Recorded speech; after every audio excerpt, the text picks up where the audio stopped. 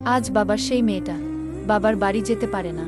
স্বামীর চোখে আমি যেন অপরাধী, কারণ আমি কিছু আনতে পারিনি। রাতের অন্ধকারে চুপচাপ কাঁদি, কাউকে কিছু বলতে পারি না। মনে হয় মেয়েদের জীবন কি এত কঠিন? বিয়ের পর সবকিছু বদলে যায়, নিজের ঘরও আর নিজের থাকে না। বাবার বাড়ি হয় পরের বাড়ি, স্বামীর বাড়ি হয় নতুন ঠিকানা, কিন্তু মাঝখানে হারিয়ে যায় মেয়েটা। বাবার বাড়ির পথটা আজও মনে পড়ে, সেই উঠান, সেই আমগাছ, মায়ের ডাক, মা ভাত খেয়ে যাও, সেই ডাক আর শোনা হয় না।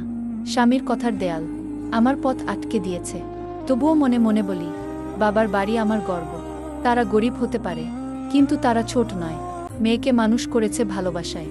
একদিন হয়তো স্বামী বুঝবে আমার কষ্ট, বুঝবে বাবার বাড়ির মায়া। তখন হয়তো বলবে, চলো তোমার বাবার বাড়ি যাই। সেই দিনের অপেক্ষায় আছি, কারণ মেয়েদের হৃদয় খুব সহজে ভাঙে না।